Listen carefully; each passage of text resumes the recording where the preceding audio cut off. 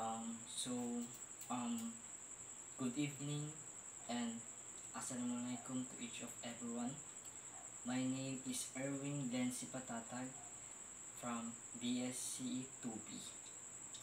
Now, I discuss to you the questions and the given required solutions and the final answer kung ano yung assign sa akin. Okay, so first is the questions. Question number 30. A rock has 5 different pairs of shoes. The number of ways in which 4 shoes can be chosen from it so that there will be no complete pair is.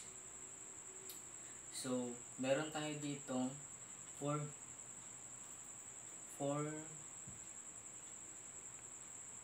multiple choice, which is A is 1920, B is 200, C is 110, and D is 80. And also consider or imagine na wala muna tayong answer na 80, which is yung final answer natin na D. Try mo muna natin i-resolve.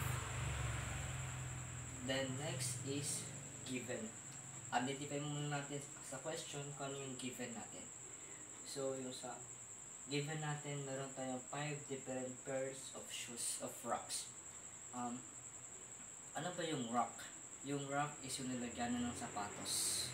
Then dun sa 5 rocks na yun, meron tayong 5 different pairs of shoes. Then yung required natin is the number of ways in which 4 shoes can be chosen from it so that there will be no complete pair is. So yung dito sa required is yung ginahanap natin is yung number of ways ng mga sapatos na 4 na sapatos na chosen natin na para hindi sila magkaparehas or walang complete pair is.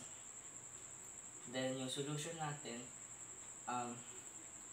first is yung 5 pairs we choose 4 shoes. So ang ibig sabihin yun, pipili tayo ay sa given natin, meron tayong 5 pairs of shoes.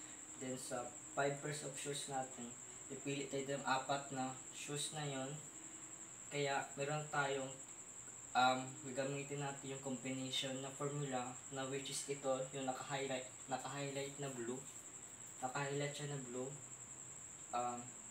Ito yung gagamitin natin na formula sa solution na ito. So, ang n natin dito is which is yung 5. Then yung 4 natin dito which is yung r. Itong formula natin ay ginatawag na combinations. So, this one, meron tayong 5 and C4. Then, ang next naman natin is, meron tayong dito yung 5 pairs of shoes, which is yung, imagine natin is sa 5 shoe racks, meron tayong first pair is 1, 1, then 2, 2, then 3, 3, then yung 4, 4, and 5, 5, which is meron tayong total na 5 pairs. Then choose 4 shoes to be not paired. So pipili tayo doon sa 4 na pair of shoes na yun, kukuha tayo doon 4 na shoes. Kaya ang kalabasan is first muna natin kukunin muna natin yung 4 na shoes or 4 pair shoes, which is yung 1, 1, 2, 2, 3, 3, and 1, 1. So, paano ko na-derive sa sagot na 2 C to the 2 and 1 C 1 sub 1? Kasi, meron tayong 2 pair shoes, then kukuha tayo ng isa which is yung 1. Same din dito sa next shoe racks hanggang 4. Kaya 2C1, 2C1, 2C1, and 2C1. Then, next naman is kukunin natin ito yung kung ano yung kuha natin kanina dito sa taas, then i-times lang natin dun sa 4 na ito. Kaya ang kalabasan niya is meron tayong 5 factorial over 4 factorial times 2. Times 2 siya, na-derive ko ito sa sagot na ito. If ikuan mo ito, gamitan mo siya ng formula na ganito, ang kalabasan niya is, consider na siya natin na 2. 2 times 2 times 2 times 2. 4 na 2. Then, if i-derive mo siya or i-solve mo siya ng 5 factorial over 4 factorial, kalabasan niya is 5. Then, times mo na itong dalawa, 4. Then, itong bila 4.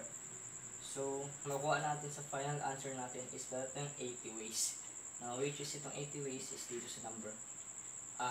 Ay letter D, 80. Then,